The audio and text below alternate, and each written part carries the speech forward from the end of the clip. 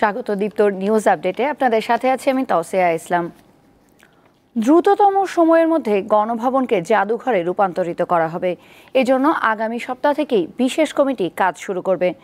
সকালে ৩ উপদেষ্টা গণভবন পরিদর্শন শেষে সাংবাদিকদের একথা জানান।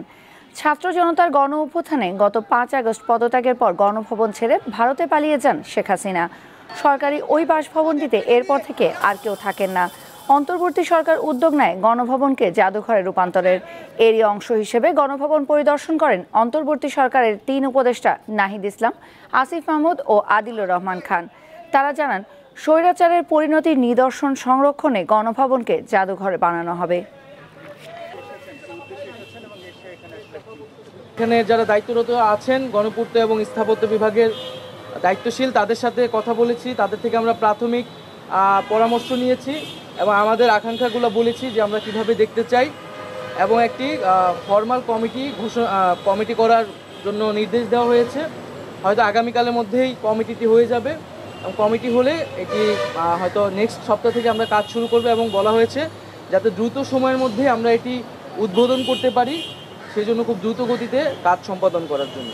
এই ফ্যাসিবাদী যে শাসন, এই শাসনের সময়কার যেই জনগণের উপর যে অত্যাচার, নিপীড়ন, গুম, খুনের যেই স্মৃতিগুলো আছে সেগুলো সংরক্ষণ করে এই গণভবনকে একটি জাদুঘরে রূপান্তরিত করে জনগণের জন্য উন্মুক্ত করে দেওয়া হবে।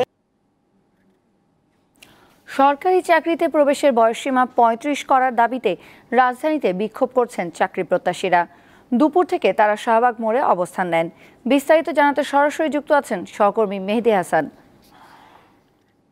মেহেদী, বিক্ষোভকারীদের অবস্থানের কারণে সড়কে যান চলাচলের কি অবস্থা হয়েছে, আর দাবির বিষয়ে তারা কি ধরনের যুক্তি তুলে ধরছেন?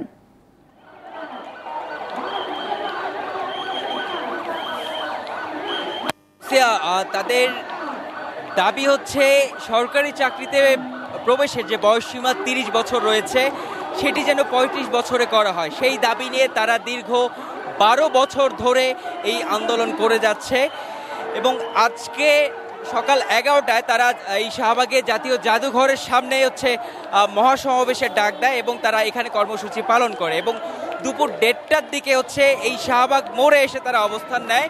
এবং এখানে এই চারিদিকের যান চলাচল কিন্তু এখন বন্ধ রয়েছে, শুধুমাত্র অ্যাম্বুলেন্স এবং জরুরি সেবার যে গাড়িগুলো রয়েছে এগুলো শুধুমাত্র যেতে পারছে। এবং এখন দেখতেই পাচ্ছে যে পুরো শাহবাগ মোড় জুড়ে কিন্তু এই চাকরি প্রত্যাশী যারা রয়েছে তারা কিন্তু এখানে অবস্থান করছে, এবং তাদের একটাই দাবি এবং তাদের যৌক্তিক দাবি যে তারা এই সরকারি চাকরিতে প্রবেশের জন্য যে ৩০ বছর বয়সসীমা রয়েছে তা যেন ৩৫ বছরে করা হয়। এবং তাদের এই দাবি হচ্ছে যে এর আগের যে সরকার ছিল শেখ হাসিনা সরকার, তার আমলে তারা এই আন্দোলন সেভাবে চালিয়ে যেতে পারেনি, তারা নানা রকম বাধার সম্মুখীন হয়েছে। তারা দীর্ঘ ১২ বছর ধরে এই আন্দোলন চালিয়ে যাচ্ছে, এবং এখন নতুন সরকার আসায় অন্তর্বর্তীকালীন সরকারের প্রধান উপদেষ্টা ডক্টর মোহাম্মদ ইউনূসের কাছে তারা আস্থা রাখছেন যে উনি এই আন্দোলনের একটি দাবি তারা ডক্টর ইউনূস মেনে নেবেন, এবং তাদের যে এই দীর্ঘদিনের যে আন্দোলন, এই আন্দোলন সফল হবে এই দাবি নিয়ে বা এই আশায় তারা এই আজকের মহাসমাবেশ ডেকেছে। এবং আজকে তারা হুঁশিয়ারি দিয়েছেন যে তাদের এই দাবি যদি মেনে নেওয়া না হয়, তারা দীর্ঘদিন যাবৎ এই আন্দোলন করে আসছে, যদি তাদের এই দাবি মেনে নেওয়া না হয় তাহলে তারা আরো কঠোর অবস্থানে যাবে বলে আজকে হুঁশিয়ারি দিয়েছে। এবং আজকে এই শাহবাগে অবস্থান করে তারা শেষের দিকে হয়তো একটা ঘোষণা দিবে যে এর পরবর্তীতে তারা কি কর্মসূচি রাখছে বা তাদের পরিকল্পনা কি এই আন্দোলনকে নিয়ে, সেই বিষয়ে আমাদেরকে জানাবে। এবং তারা একটি কথা বলছে যে ডক্টর মোহাম্মদ ইউনূস তিনি এই জাতির গর্ব, এবং তার কাছে তারা আস্থা রাখছেন যে তিনি এই আন্দোলনের যে ডাক দিয়েছে শিক্ষার্থীরা, তাদের এই আন্দোলনের ডাকে ডক্টর মোহাম্মদ ইউনূস সাড়া দিবেন, এবং তিনি এই আন্দোলনের ফলস্বরূপ একটি আশা ব্যক্ত করবেন এই শিক্ষার্থীদেরকে। তাদের এই দাবি রয়েছে, এবং তারা বেশ কিছু যৌক্তিকতা দেখাচ্ছে যে তাদের এই চাকরির যে বয়সসীমা ৩০ থেকে ৩৫-এ উন্নীত করা হবে। যেমন এই ধরনের আসলে বেশ কিছু যৌক্তিকতা নিয়ে তারা তাদের দাবি আসলে এখানে তুলে ধরছে। তৌসিয়া, মেহেদী, আপনি থাকুন সেখানে, আমরা পরবর্তীতে আবার আপনার সাথে যোগাযোগ করব। 2009 সালে পিলখানায় তৎকালীন বিডিআর সদর দপ্তরে নির্মম ও নৃশংস হত্যাকাণ্ডের পুনর্তদন্ত দাবি করেছেন তৎকালীন সেনাপ্রধান অবসরপ্রাপ্ত জেনারেল মইনুউ আহমেদ। তিনি বলেন, হত্যাকাণ্ডটি নিয়ে 15 বছরে শুধু শেখ হাসিনা সরকারের কথা শুনতে হয়েছে, প্রকৃত ঘটনা অনেক কিছুই জানা নেই। যুক্তরাষ্ট্রের ফ্লোরিডায় অবস্থানরত মইনুউ আহমেদ স্থানীয় সময় বৃহস্পতিবার তার নিজের ইউটিউব চ্যানেলে ওই হত্যাকাণ্ডটি নিয়ে কথা বলেন। যখন আমি সেনাবাহিনীর পক্ষ থেকে আদেশ দিয়েছি তদন্ত আদালতের, তখন আমাকে বলা হলো যে সরকার যখন তদন্ত আদালত করছে তখন আবার সেনাবাহিনীর পক্ষ থেকে এই আদালতের প্রয়োজনটা কি? প্রতিউত্তরে আমি বললাম, একই ঘটনায় বিভিন্ন পর্যায়ে তদন্ত আদালত হতে পারে। যদি একটা ব্যাটালিয়নে কোনো ঘটনা ঘটে, ব্যাটালিয়ন কমান্ডার তদন্ত আদালত করবেন, ব্রিগেড কমান্ডার করবেন, প্রয়োজন হলে ডিপ কমান্ডারও করতে পারেন। তদ্রূপ আমিও আমার 57 জন অফিসার হারিয়েছি। আমি মনে করি আমার দায়িত্ব, আমার জানার প্রয়োজন আছে, পুরো সেনাবাহিনী জানার প্রয়োজন আছে কেন তাদেরকে হত্যা করা হলো এবং এই হত্যা করার কারণ আমাকে বের করতে হবে।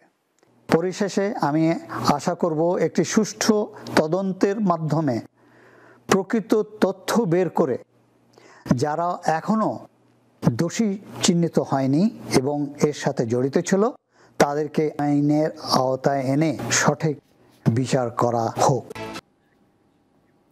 গাজীপুর, সাভার ও আশুলিয়ার শিল্পাঞ্চলে সকাল থেকে বিভিন্ন পোশাক কারখানার শ্রমিকরা তাদের নিজ নিজ কর্মস্থলে যোগ দিয়েছেন।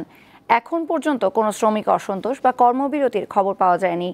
শিল্পাঞ্চলে যে কোনো ধরনের অপ্রীতিকর ঘটনা এড়াতে কলকারখানাগুলোর সামনে মোতায়েন করা হয়েছে অতিরিক্ত পুলিশ সদস্য।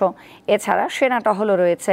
গেল কয়েকদিন ধরে চাকরি প্রত্যাশী ও কয়েকটি কারখানার শ্রমিকদের আন্দোলনের মুখে অস্থিরতা তৈরি হয় আশুলিয়া শিল্পাঞ্চলে। পরিস্থিতি খারাপের দিকে গেলে বেশ কয়েকটি কারখানায় ছুটি ঘোষণা করতে বাধ্য হয় মালিকপক্ষ।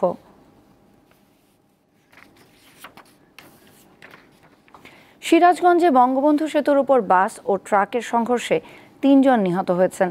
আহত হন আরও অন্তত 10 জন। ভোরে সেতুর 13 নম্বর পিলারের কাছে ঢাকাগামী লেনে এ দুর্ঘটনা ঘটে। পুলিশ জানায়, সিরাজগঞ্জ থেকে যাত্রী নিয়ে ঢাকা যাচ্ছিল ঢাকা এক্সপ্রেস নামের একটি বাস। পথে সেতুর 13 নম্বর পিলারের কাছে পৌঁছালে নিয়ন্ত্রণ হারিয়ে সামনে থাকা পাথরবাহী একটি ট্রাককে ধাক্কা দেয় বাসটি। এতে দুমড়ে মুচড়ে যায় বাসের সামনের অংশ। ঘটনাস্থলেই মারা যান বাসের 3 যাত্রী। খবর পেয়ে ঘটনাস্থলে পৌঁছায় পুলিশ। জব্দ করা হয় বাসটি। আহত 10 জনকে উদ্ধার করে সদর হাসপাতালে নেন স্থানীয়রা।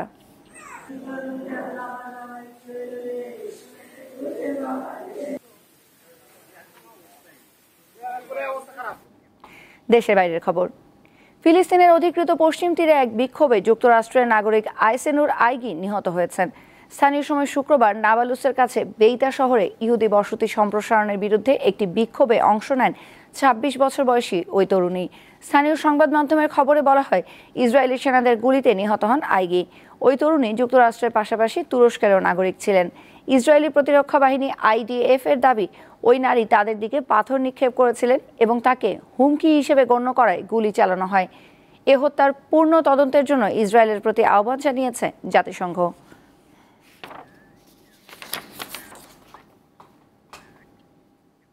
ব্যালিস্টিক ক্ষেপণাস্ত্র অগ্নি 4 সফলভাবে উৎক্ষেপণ করেছে ভারত। শুক্রবার মাঝারি পাল্লার এই ক্ষেপণাস্ত্র সফলভাবে উৎক্ষেপণ করা হয় বলে জানিয়েছে ভারতের প্রতিরক্ষা মন্ত্রণালয়। উড়িষ্যার চাঁদিপুরের ইন্টিগ্রেটেড টেস্ট রেঞ্জ থেকে ক্ষেপণাস্ত্রটি উৎক্ষেপণ করা হয়।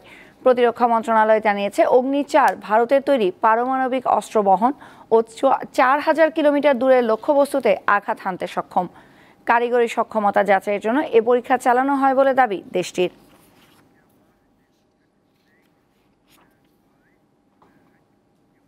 নিউজ আপডেটে এই ছিল এখনকার মতো। এরপর দীপ্ত সংবাদ দেখবেন বেলা 3টায়। এছাড়া অনলাইনে আরও নতুন নতুন তথ্য পেতে যুক্ত থাকুন দীপ্ত ডিজিটাল প্ল্যাটফর্মগুলোতে।